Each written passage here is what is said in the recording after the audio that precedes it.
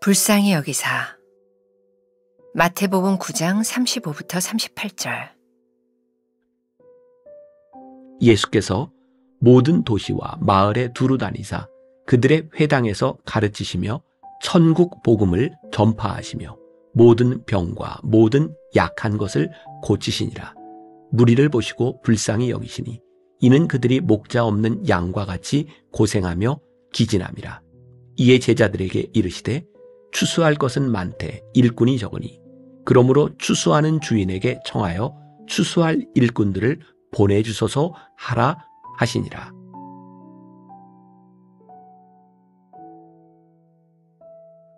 예수님이 행하신 많은 기적의 현장에 언제나 등장하는 단어가 있습니다. 불쌍히 여기사입니다. 이는 헬라어로 스플랑크니조마이인데 창자가 끊어질 것 같은 고통으로 마음 아파하며 가엾게 여기다라는 뜻입니다. 예수님은 어려운 사람들을 보며 이 정도로 마음 아파하셨습니다. 무리를 보시고 시각장애인과 나병 환자를 보시고 외아들을 잃은 나인성의 과부를 보시고 그들을 불쌍히 여기셨습니다. 그 후에는 만져주시거나 고쳐주시거나 문제를 해결해 주셨습니다. 하나님의 마음이 있는 곳에는 생명이 있습니다. 이것을 아는 우리가 해야 할 일은 하나님의 마음을 세상에 흘려보내는 것입니다. 이것이 바로 나눔입니다. 받기만 하고 흘려보내지 않으면 잠시 풍족해지는 것 같지만 결국에는 모두 썩어버리고 맙니다. 우리에게 주신 하나님의 사랑과 축복의 은혜를 끊임없이 흘려보내야 살아있는 그리스도인입니다. 제이슨 미첼은 연민을 행동으로 옮기는데 가장 큰 걸림돌은 종교라고 말합니다. 기독교는 종교이기를 거부하는 종교입니다. 하나님은 이웃을 돌아보지 않는 종교인들의 예배를 받지 않겠다고 아모스 선지자를 통해 경고하십니다. 예배는 드리지만 예배자다운 삶을 살지 않기 때문입니다. 그들은 찬양과 제사로 하나님께 나아가는 것에 만족하고 하나님이 원하시는 대로 자기 삶을 바꾸지는 못했습니다. 진정한 예배자는 말씀에 관한 지식이나 피상적인 기도로 만족하지 않습니다. 지식적 피상성은 사람들로 하여금 기도만 하고 도움이 필요한 이웃들에게 다가가지 않게 합니다. 그러나 나눔은 행동입니다. 이웃을 바라볼 때 나는 어떤 마음입니까? 사람들을 불쌍히 여기신 예수님의 마음이 이해됩니까? 예배자다운 삶을 살고 있습니까? 오늘은 9월 21일입니다. 불쌍히 여기사. 어제 우리들이 나눴던 말씀의 주제 권력의 욕구라고 하는 아주 무시무시한 말에 비하면 불쌍히 여기사라고 하는 것은 굉장히 우리 신앙적인 용어 같은 생각이 들기도 합니다. 자, 예수님께서 공생애를 지나시면서 참 많은 기적을 행하셨죠. 그런데 예수님이 기적을 행하시던 그 기적의 이야기에 등장하는 아주 동일한 표현들이 나오는 동일한 표현이 있어요. 그게 뭐냐면 불쌍히 여기사. 예수님께서 누군가의 눈을 보게 하시고 문둥병자를 고쳐주시고 어려운 사람들을 이렇게 고치실 때 예수님이 무리를 보시고 환자들을 보시고 느끼셨던 감정이 있는데 그게 뭐냐면 불쌍히 여기사였어요. 여러분들 책에 보면 이 불쌍히 여기사라는 말을 헬리어로 스플랑크니조마이, 아이고 말도 어렵다. 스플랑크니조마이라고 되어 있는데 이 말은 창자가 끊어질 것 같은 고통과 아픔으로 가엾이 여긴다. 그러니까 예수님께서 누군가를 불쌍히 여기셨다라고 하는 말은 지금 우리들에게 참 불쌍해, 어떤 툭 던지는 말, 어쩌면 누군가의 제3자의 이야기를 나눈 것 같은 그런 피상적인 의미에서의 불쌍히 여기사가 아니라 예수님이 누군가를 보시고 불쌍한 마음이 여기셨을 때 예수님의 창자가 끊어지는 것 같은 아픔을 예수님이 느끼셨다는 거예요. 그래서 그 아픔으로 인하여 예수님께서는 불쌍히 여기는 자들의 문제를 해결해 주시게 된 거죠. 오늘 우리 크리스찬들에게 오늘 크리스찬 성품을 이야기하는 이 9월 달에 이 불쌍히 여기사라는 말은 참 중요한 것 같아요. 우리들에게 불쌍히 여기는 마음이 있는가?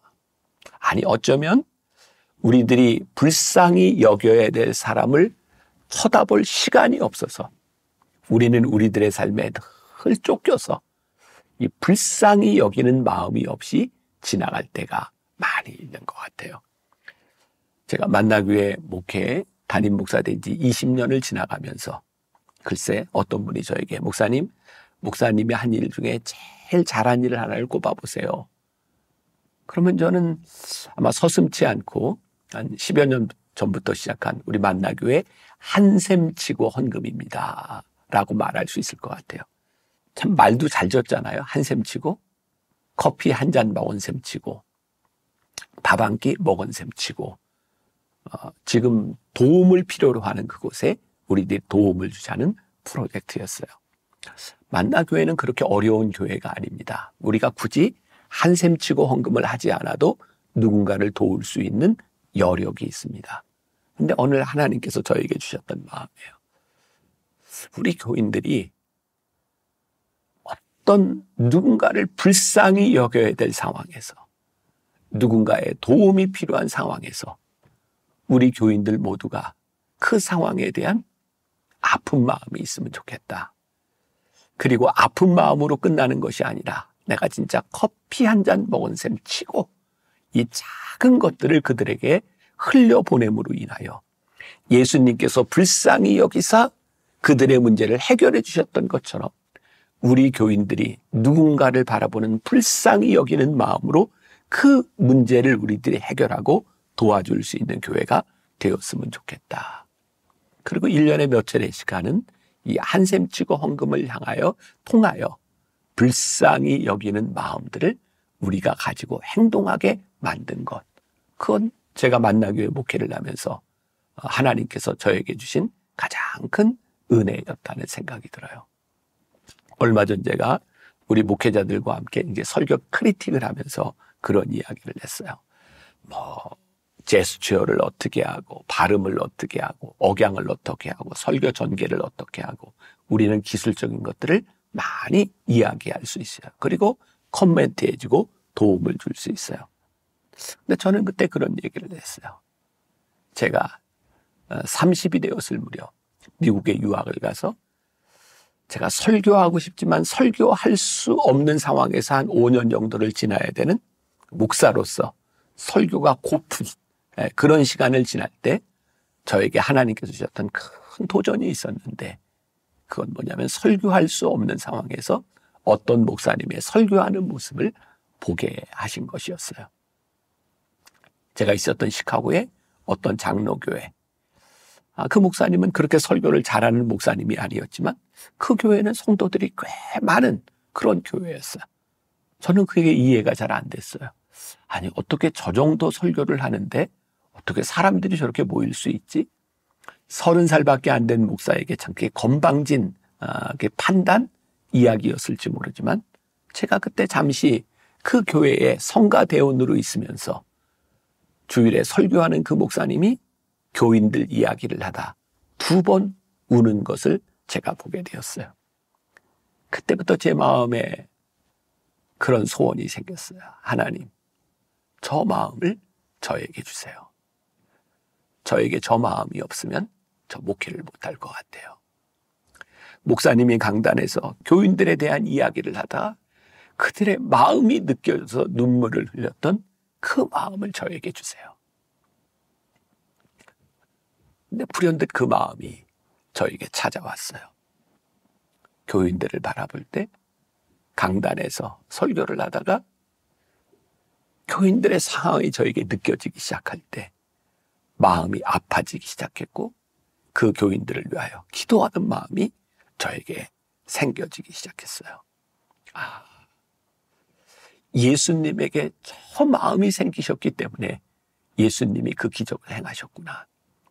우리는 예수님처럼 그런 기적을 행할 수 있는 능력이 없는 사람인지 몰라요. 그런데 오늘 우리들에게 필요한 것, 불쌍히 여기는 마음이 내 창자가 끊어지는 것처럼 느껴지기 시작할 때 우리는 주님의 마음에 맞는 삶을 살아갈 수 있겠구나. 그래서 두 번째 문단에 보니까 하나님의 마음이 있는 곳에는 생명이 있습니다. 예수님의 마음이 불쌍히 여기는 마음으로 창자가 끊어지는 것 같을 때 그 마음에서부터 생명을 살리는 역사가 시작되었다는 거예요. 그 마음으로 하나님의 마음을 흘려보내게 되었다는 거예요. 오늘 여러분들의 삶에서 우리가 신앙생활하고 있는 우리의 신앙의 공동체 안에서 바로 누군가에게 흘려보냄의 역사와 나눔의 역사가 있다면 우리들에게 불쌍히 여기는 하나님의 마음이 있는 징표구나 라고 생각해도 좋을 것 같아요. 그런데 우리가 신앙생활을 하면서 무엇을 봐도 불쌍히 여기는 마음이 들지 않고 불쌍히 여겨야 될 대상을 바라보면서도 내 마음이 아프지 않다면 우리는 올바른 기독교인의 성품을 가지고 신앙생활을 하는 것은 아닐 것 같아요. 그러니 오늘 여러분들에게 제가 도전하고 싶은 것, 저에게 있었던 하나님, 저에게 저 마음이 아니면 제가 목회할 수 없을 것 같아요 라고 기도했던 그 마음이 여러분들은 저처럼 목회자가 아닐지라도 하나님, 저에게 예수님이 불쌍히 여기셨던 그 마음을 저에게 주시지 않으면 저 진짜 크리스찬으로 살아갈 수 없을 것 같아요. 그러니 저에게 그 마음을 주세요 라고 기도할 수 있으면 좋겠다. 세 번째 문단에 제이슨 미첼은 연민을 행동으로 옮기는데 가장 큰 걸림돌은 종교라고 말합니다. 자, 이 말은 제가 조금 설명을 해야 될 것 같아요. 연민의 방해가 되는 것은 종교다. 자, 예수님 당시에도 그랬고 지금 우리 교회들도 그런 것 같아요. 어느 날부터인가 기독교가 우리 신앙이 종교화되기 시작하면 규정들을 많이 만들어요. 규정을 만드는 이유는 뭔지 아세요? 규정에 맞춰서 좀 쉽게 살겠다고 하는 것이고 우리들이 규정을 정해놓으면 어떤 사안에 대해서 그렇게 창자가 끊어지는 것처럼 아픔을 느끼지 않아도 돼요. 이건 규정이야. 이건 공명정대한 거야. 규정은 우리 모두를 위해서 만든 거야. 근데 저에게 도전이 되는 거예요. 저도 교회가 커지면서 여러 부분들의 규정이 필요합니다. 이렇게 해야 됩니다. 규정을 만들어 놓으면 만들어 놓을 수도 우리들의 마음 가운데 창자가 끊어지는 불쌍히 여기는 마음을 우리들이 느끼며 살아가기가 참 힘들구나. 아니, 불쌍히 여겨야 될 상황에서 핑계댈 일이 참 많아지는구나. 종교가 돼서 규정이 많아지는 것. 저희 교회에는 여러 규정들이 있어요. 저희 교회 장로님들 중에 법조인이 있으니까 그 규정들을 얼마나 잘 만들어 놨는지 몰라요. 저는 장로님들하고 회의를 하면서 그런 얘기를 합니다. 장로님, 우리가 그렇게 잘 만들어 오는 규정들이 우리 교회 안에서 적용되는 시점이 되면 우리 교회가 끝이겠죠. 왜? 하나님의 은혜가 넘치지 않는 규정이 교회를 이끌어간다면 그건 더 이상 교회가 아니겠죠. 참 이율배반적으로 들리잖아요. 교회에 규정이 필요한데 교회에 규정이 필요 없는 교회가 되는 것. 그것은 바로 하나님의 마음이 우리를 지배할 수 있는 교회가 되는 것이 아닐까라는 생각이 들어요. 오늘 여러분들에게 그런 도전을 드립니다. 여러분들 머릿속에 규칙이 있죠. 여러분들 마음속에 규정이 있죠. 이건 맞지 않아. 이건 제대로 된 거야. 네, 그것보다 더 앞서 예수님께서 누군가를 보시며 규정과 규칙과 종교가 아닌 불쌍히 여기는 마음을 가지고 창자가 끊어지는 것 아파하셨던 그 마음이 우리들에게도 있게 하여 주옵소서. 그렇게 기도하고 살아간다면 오늘 하루가 우리가 종교적인 삶이 아니라 하나님 앞에 신앙적 삶을 살아가는 하루가 되지 않겠습니까? 기도하겠습니다.